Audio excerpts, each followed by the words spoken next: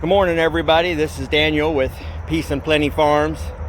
Getting started this morning on some canning is what we're going to do today. And no, it's not chicken. But this is where I have these closets, these plastic closets I got from Lowe's. And I keep all of my canning stuff in here for canning, because I guess it's an outdoor kitchen right now. So I just can up here on the deck. But I wanted to just tell you a couple of quick things that I have learned on the canning. I'm not going to profess to be an expert. Homestead Heart, she does an excellent video on canning meat, and we're basically going to just be sharing almost exactly the same thing, so you can run over there and check out her videos. She's got a brand new 930 All-American canner that she's real excited about, and we use the same canner, so we'll be mirroring her canning. So what I wanted to show you is I started out buying these turkey fryer things. I picked them up at yard sales and things like that, fairly cheap, and I started canning with those. But I found with that 930, especially outside in this outdoor kitchen, I wasn't getting enough heat. So I happened to run into this particular turkey fryer one day, and I noticed that it had the bigger element in it. Now, I don't know how many BTUs that is. I'd guess somewhere around 30,000 BTU, 25, I don't know, somewhere in there.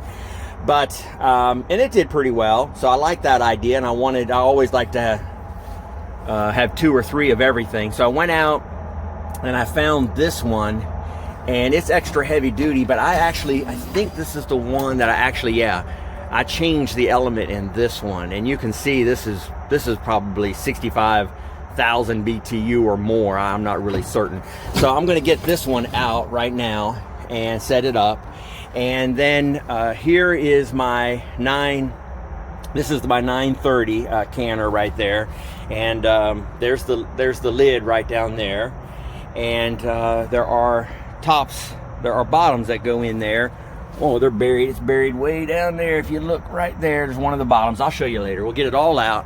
I've got this smaller canner. I accidentally ordered the wrong one, so I've got this smaller one, and of course I've got hot bath canners and the old canner that I used.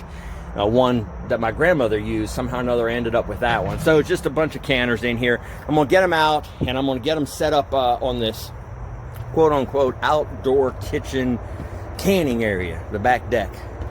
And I wanted to show you this ambient box that I built a while back. You can see it's got the hinges on it right there and right there. So this door opens up, and because it's rainy and wet out here today, we could get a thunderstorm during the hour and a half that the meat is going to be cooking. And that pressure cooker being aluminum, it will cool down on the outside too much. So I've got my box right here ready to go. I can just put this quickly around it.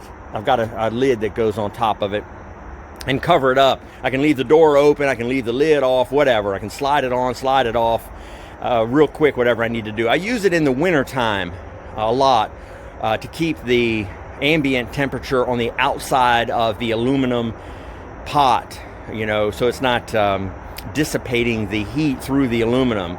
So we know that radiators are made out of aluminum, and that is to help with the cooling process. So we need to protect that when we're canning.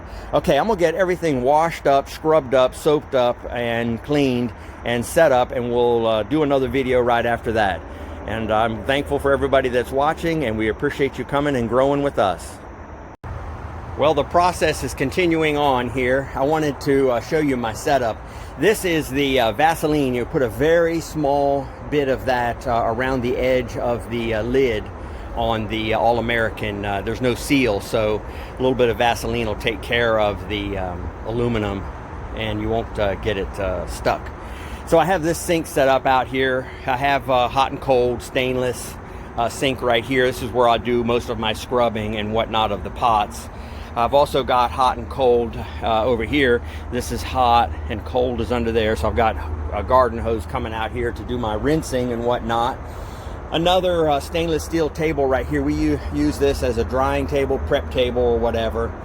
And like I wanted to show you these These go in the bottom and in between the jars.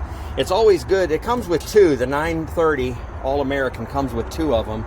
But if you can get two extra ones and extra weights, because you have it, if you're like me, you have a tendency to misplace the weight. So redundancy is always good. I'd have an extra weight, 5, 10, 15 weight that goes on the lid.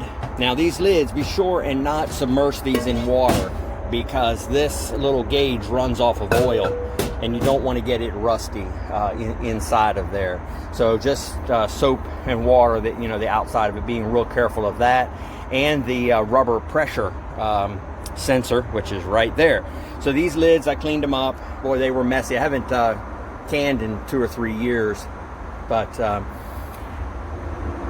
so we had a real scrubbing on those. Hot soapy water. I used a little bit of Comet on the bottom of them because they were actually a little bit black around the edge, but you don't really want to scrub this top edge or dent it or anything like that. Try to keep that protected. I double checked this, what I call the ambient box. It does fit around this turkey cooker. And like I said, we've got our extra hot element in there. Okay, let me help my sweet wife Ingrid get the meat packed into the jars and into the cooker canner and onto the fire, and we'll do a video after that. Thanks for watching. Okay, so in this 930 All-American pressure cooker, I've got 14 quart jars in there, and I used the tray like that in the bottom and in between the 2 quarts and stacked them in there. And when I tightened it up, I had one hand on this screw and one hand on this screw, and I tightened it lightly across. And then I switched over and I tightened these two lightly.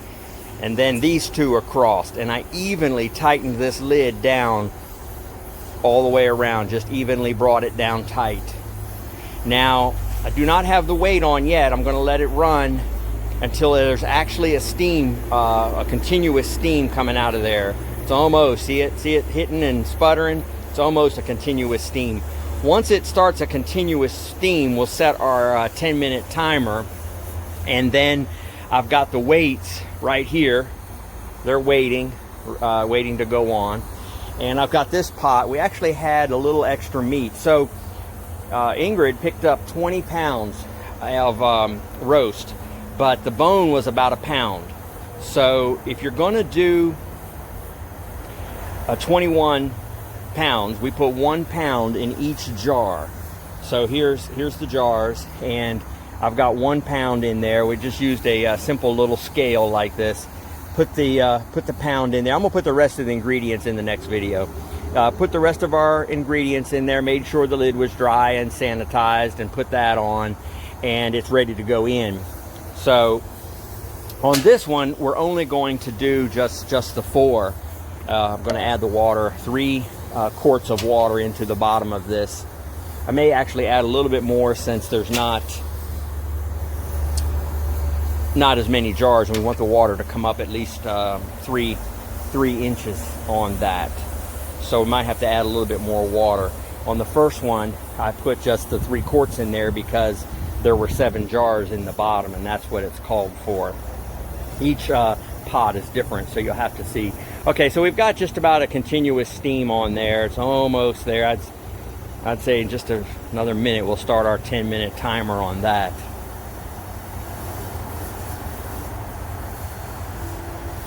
This is the other turkey cooker that we had, and it's got the extra hot head on it. Now I've got it turned down fairly low on the propane over here. I've got the temperature, the flame turned down. It's not really blasting it, you know. It's a good hot summer August day today, but if it starts to rain, I have got this cover I can put over it, but I think it's going to hold off hopefully long enough to get these cans done. Well, I appreciate everybody watching, and like I said, we'll do the ingredients here in just a few minutes. Okay, just a quick progress video here. So we've got the temperature 10 pounds on the gauge there, and I've got the weight jiggling at 10 pounds. It's only got about 10 more minutes, 5 more minutes to go on this one, and probably about another 20 or 30 minutes to go on this one right here. And then we'll be starting the cool down process. And then over here, we've got dinner, and it's going to be ready here shortly. Woo-wee. Thanks for watching. Okay, let's do a wrap-up video today for the canning. Where you can see I've got the jars out. Now, I took the weight off once the pressure got down to 0. Waited a little while, probably 10 minutes. Took the weight off, and then I waited an hour for everything to cool down. And then when I took the lid off, of course, I took the lid off where I opened it on the opposite side away from me. If you open it towards you, you can actually get that steam and it'll rise up and burn you right here on your arm. So you want to lift it like that. And of course, we use the tongs to lift the jars out and set them up here so they can do a little more cooling down here. But I wanted to tell you, just read off what we had done. We had figured 14 jars for this larger pressure canner. So we started out with about 15 pounds of beef. I'd get a little tiny bit extra on the beef. Like I said, the bone is about 1 pound right there. So figure about 1 pound for the bone, and then 1 pound for each jar. And then a half a cup of potatoes, half a cup of onions, half a cup of carrots, and a quarter cup of celery. Now we just kind of finished off, packing it in there. You're not gonna get exactly a quarter cup. Just put what you can in there. Then on the spices, it was 1 teaspoon of minced garlic, a quarter teaspoon of pepper, 1 teaspoon of Himalayan salt. Now you do not want to use the iodine salt. We use the Himalayan salt. And then a half a teaspoon of Cajun spices, and that's just something that we prefer to do. We kind of added that in to what we're doing. On the tomato paste, you want to do like equal portion of tomato paste and water and mix that up. And then it's 1 tablespoon of tomato paste on top. And then I use a beef or a chicken broth, some type of a broth, to bring the liquid within 1 inch of the upper edge of the jar. And here's the key reason why I think maybe ours leaked out is we skipped by accident letting the air bubbles up. I like to take a wooden spoon and just go around the edge and bring those air bubbles up to the top. But I think we may have missed that on this process, and that may be why one of the jars actually leaked out. Then, once you've got all your ingredients in there, you want to take a paper towel with a little bit of vinegar on it and clean the top of the rims. And I had to put my glasses on and look close, make sure there's no food or water or anything up there on that rim. It's good, dry, and clean. And then take your lids, which should have been brought to boil in a small pan of water. Take your lids, use your magnetic lifter, and put your lids on.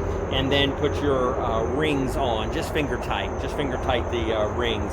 And then they're ready to go into the cooker canner for the canning process. Now, on the canner, let me just make sure that I got everything with you. I know we talked about cleaning it with the soap earlier and not getting the gauge wet. A little bit of Vaseline on the edge of the rim to keep it maintained. Be sure and put your bottom and your divider in. This is the bottom, and we use it also to divide between the jars.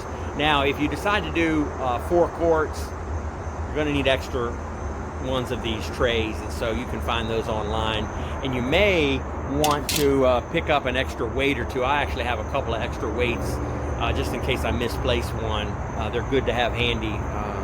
Redundancy, I guess. Be sure that the can is cold when you put the jars in there and you put it on. You don't want to reuse a warm canner. You don't want to bring the water to a boil in there and then put the cold jars in there.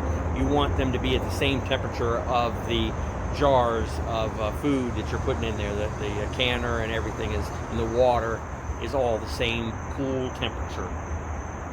3 quarts of water in the bottom with a little bit of vinegar. Of course, you want to sterilize your jars. You want to be sure your jars are sterilized and cleaned, and your lids. Now the rings, really don't have to worry about that.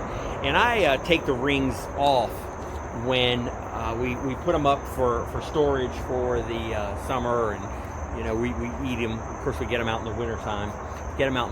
And eat them. So I take the rings off, just so that rust and whatnot won't build up on that ring, and then it's not really usable. So you can store it somewhere dry and clean and have it where it's reusable. I also wanted to tell you that we did have a little tiny bit of rain there for a few minutes, and I just took the trash can lid and just put that right over top of the cooker. Just was a light sprinkle. I was thinking there might be a chance there was definitely a chance of rain today, so we were prepared with the box, what I call the ambient box. But I didn't have to drag that around today. I was able to just put the trash can lid. Of course, I was sitting right here anyway, watching these 6500 BTU cookers. I have to turn them down really low here in the summertime, and they can actually go out. So I was sitting right here watching the pressure, watching the rattle weight, keeping a sharp eye on it, and it did actually go out one time, but I was right here, caught it, relit it, and kept the temperature. Now, if your temperature drops back down, let's say you walk away and you're 5-10 minutes away, you're doing something, and you come back and the flame is out and the temperature has dropped down, you need to start your 90 minutes over again. You can't just add, oh, okay, I've been 30 minutes, I only have to, go another hour. No, you need to do 90 minutes again in order for those germs, the botulism, all these different things. I can't think of them off the top of my head, but the germ, need exactly an hour and a half at that pressure and that temperature to be cleaned out and killed and have a good canning process. Well, I think that about covers it. Now I've got to clean this all up. I'm actually probably not going to put this away. I'm probably going to get a friend of mine is butchering some pigs and some cows next weekend, and we will probably can again in the next week or so. So I'm going to clean this up, keep it handy, and be ready to go again. I really want to thank everybody for watching, and keep in mind that it's about the harvest, and we'll see you in the next video.